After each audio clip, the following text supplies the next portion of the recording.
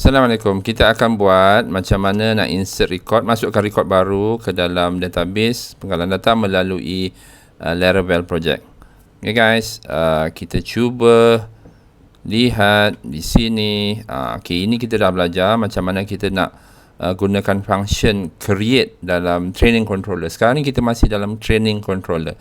Yang mana dalam training controller ni dia akan panggil satu interface, nama dia create.blade.php. Ini adalah kod yang mana dia ada dalam action. Ini route training.store ni, training.store ni merujuk kepada routing. Okay, ini adalah routing dia. Ini adalah routing yang akan pergi kepada function store. Okay, dia akan function store sebab di sini method post. Pastikan di sini method post. Dan ada CSRF. Ini antara beberapa mistake lah yang selalu orang buat.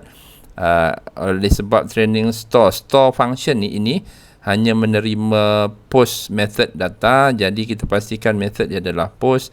Dan ni pastikan juga kita letakkan CSRF function.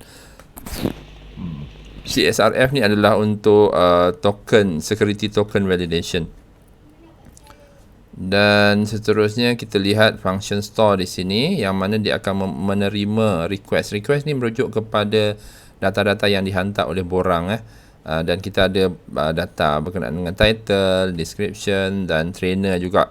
Dan kemudian dia akan panggil model ni untuk kita create satu record baru dengan menghantar semua data iaitu title, description dan trainer. So data yang kita nak hantar adalah, kita lihat data yang kita nak hantar ini. Okey, ini antara contoh data yang kita akan hantar. Dan kita ada training title, ada description dan ada trainer. Kalau kita klik yang ini, dia akan hantar kepada function controller. Kenapa macam tu? Sebab dalam action ini kita define dalam action mana action? Okey, dalam create ni, action ini, nampak tak? Dalam create action ini dia point kepada store. Ini adalah merujuk kepada store function. So macam mana kita nak lihat sama ada dia sebenarnya hantar kepada function store? Kita lihat kita punya apa namanya ni? Zoom kejap. Kita type php route list dash name training sebab kita nak senaraikan apa yang routing yang ada berkaitan dengan training kita. Yang ni, ni training store, nampak? Training store. Sebenarnya yang ini datang dari mana? Dia datang daripada kita punya routing. Routing kita mana? Routing dah tak ada pula. Okay, kita lihat dalam routes web.php. Ni routing kita ni. Ini adalah routing kita. Training, ni adalah nama kepada routing punya prefix. Jadi kita akan ada training.store, training.create, training.show, training.destroy dan semua itu ada prefix dia lah. Kalau kita tak nak buat prefix, tu kemudian. Tapi sekarang ni setiap satu URL ataupun route tersebut dia akan pergi kepada training controller. So route resource ni dia akan menghasilkan inilah semua routing yang dah disediakan ini. So once korang tulis web PHP ni, dalam web PHP ni satu route resource untuk modul training, dia akan sediakan semua ni. Sebenarnya dia akan merujuk kepada kita punya training controller lah. Kalau training controller kita lihat kita ada function index, store, create, kita ada index, create, store, show. So secara automatik setiap satu function ini dia akan tolong sediakan web routing ni. Macam mana nak buat? Yang inilah dia datang daripada web.php. Ini adalah web resource dia. Okay, ini adalah route resource, kita namakan sebagai route resource. Dapat satu line ini dia tolong createkan 7 path tersebut. Okay, yang inilah. Nampak tak?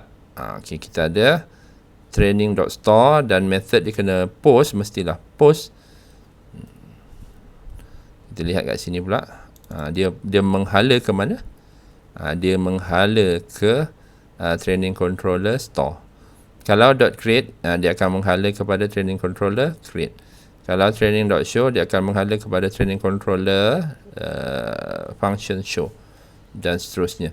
Dan kemudian bila kita point kita punya create ni, form ini kepada training.store, dia akan menghala kepada training controller function store. Okey, function store di sini.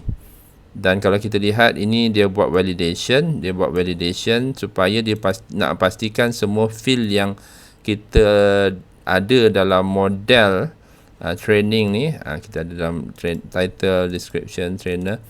Sebab kita tak set yang tiga-tiga field ini boleh nullable. Nullable tu maksudnya membenarkan untuk kita kosongkan.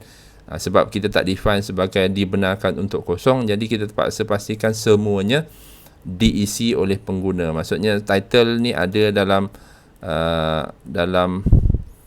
ni title ada, dalam description pun ada, dalam trainer ada. So kalau katakan kita user terlupa nak masukkan salah satu, bila kita submit, dia akan dia tak akan benarkan lah benda tu berlaku. Sebab semua field ini tidak nullable, tidak dibenarkan untuk dia null. Okey, so selepas data ni diperolehi, dia akan execute kepada model kita. Maksudnya apa yang model kita buat adalah dia berhubung dengan table trainings. So kalau katakan kita buat training create, dia akan hantar kepada database kita, iaitu trainings. Nama model training, dan biasanya dia akan associate dengan table trainings. Seterusnya lah, kalau nama model student, dia akan associate dengan table students. Itu kita boleh enforce dengan inilah. Tapi kalau first time kita buat, dia akan tolong set upkan. Tapi oleh kerana kita nak pastikan juga, kita nak enforcekan juga training ni communicate dengan trainings, dan kita kena define kat sini lah table. Okey, dan seterusnya last sekali, sebab training ini adalah model ataupun kelas model daripada luar, kita terpaksa import dia lah. Pastikan kita import dia di sini. Okey, di atas ni kita pastikan dia import. Dan apabila dia telah menyimpan data ni, selepas disimpan, dia tak point kepada, dia sepatutnya akan redirect, dia akan point kepada page yang lain. Tapi oleh kerana saya tak nak benda tu berlaku, saya offkan dulu, dan kita expect untuk page to blank. Kenapa blank? Nanti hasilnya selepas tu dia akan paparan tu akan blank. Sebab apa? Sebab dalam store function ini kita tak point dia kepada mana-mana. Itu kita akan buat seterusnya lah. Kita akan buat dalam video tutorial yang seterusnya, macam mana nak redirect ataupun kita nak tukar kepada view yang lain. Sebab kita punya index.blade.php pun tak siap lagi. So itu adalah video seterusnya. So kita test kat sini. Saya buat satu lagi, description advanced, contoh. Saya letak nama saya lah, dan kita create. Okey, nampak dia kosong. Sebab apa? Sebab dia dah validate, masuk data, dan data ni dah disimpan dalam database. Ini adalah arahan untuk simpan ataupun create daripada insert lah. Kalau SQL, dia adalah insert. Siapa-siapa yang familiar, dia adalah insert dalam SQL. Cuma kita tak nampak insert into dalam model ni, dalam Laravel, sebab dia sudah ditranslate kepada training create. Jadi ini adalah interface dia untuk kita lakukan insert into dalam SQL, insert into trainings. Okay, dan kalau nak pastikan sama ada data tu masuk ataupun tidak, kita lihat dalam ID SQL di sini, database, dan dia akan paparkan ID SQL di sini, dan nampak tak data baru? Tak nampak kan? So kita refresh ya. Tu. Ini adalah data baru yang kita baru masukkan. ID nombor 5, title dia adalah phpMyAdmin, description dan trainer. So ini yang kita baru masukkan tadi. Mana tadi? Ini yang kita baru masukkan tadi. Ini data yang kita baru masukkan tadi. Kalau tak percaya, saya letak ni 2. Just nak testingnya. 2 create. Okay, dan dia dah ada kat sini. Mana? Refresh sekejap. Refresh, ni button refresh. Sekejap saya zoom kejap. Okay, pastikan kalau kau nak tengok data baru, klik refresh kat sini. Kalau tak, dia tak akan appear lah. Ni ada. Nampak tak? Dia ada masuk, dah masuk. So ini adalah demo tutorial untuk masukkan data, insert record baru ke dalam database. So nantinya next video yang seterusnya saya akan tunjukkan macam mana nak buat paparan. Okay, nak buat paparan data. Sebab sekarang ni paparan data kita tidaklah memberangsangkan sangat. Sebab sebelum ni kita buat apa? Okay, ini yang kita buat sebelum ni, iaitu keluar default data. Okay, kita tambah, kita lihat apa yang berlaku apabila kita create satu record baru. Contohnya kita masukkan data variable API. Ini adalah training untuk develop system, web system with API connection to mobile apps. Trainer, letak je lah nama sendiri kan. Okay, bila kita submit, create new training, okay, nampak tak dia ada keluar di sini satu message mengatakan new training has been created successfully. Okay, so ini macam mana nak buat? Kita akan tambahkan sedikit kod pada training controller. Kan store ni kan, store. Sebelum ni cuma ada bahagian ini saja yang mana disimpan terus dalam database. Tetapi kita tambah sikit sebelum kita exit function ini. Okay, sebelum kita exit function store ni, kita redirect kepada route, iaitu training create, training.create. So dia akan hantar kepada training.create controller. Ini merujuk kepada controller ya. So dia akan push balik kepada controller create, create, yang mana dia akan panggil view trainings.create. Cumanya kat sini, perasan tak dia ada with ni, dia tambah dengan with. With ni maksudnya, with ni maksudnya dia akan hantar satu session data lah, yang mana dia punya key adalah success dan ini dia punya message.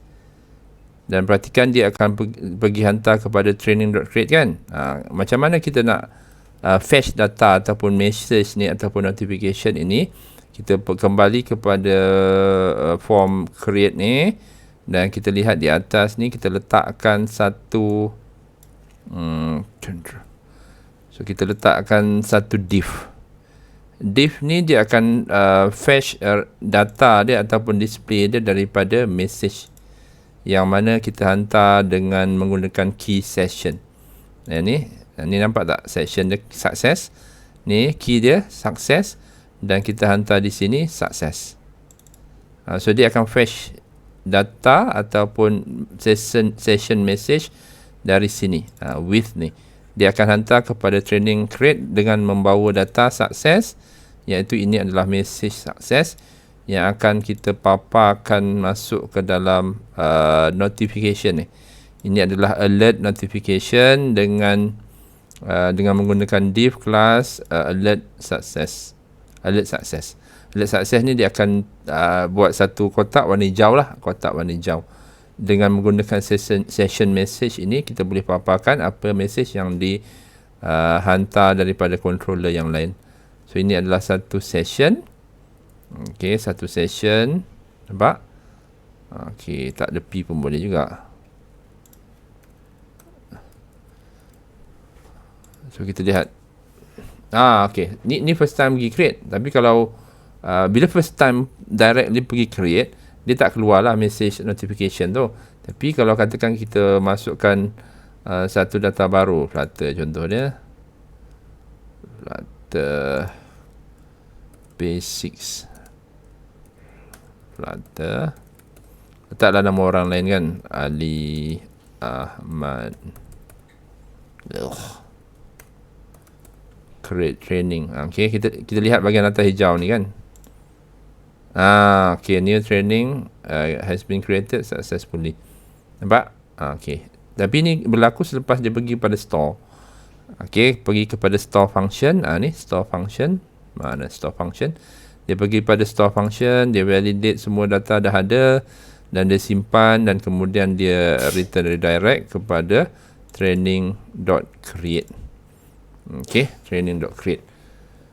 So itu cara je macam mana kita nak buat alert message tu lah, alert message supaya pengguna dapat notification. Jadi apa yang kita belajar hari ni adalah macam mana nak fetch record ataupun record daripada user, fetch data untuk record baru yang kita nak simpan dalam database. Macam mana kita fetch data tu?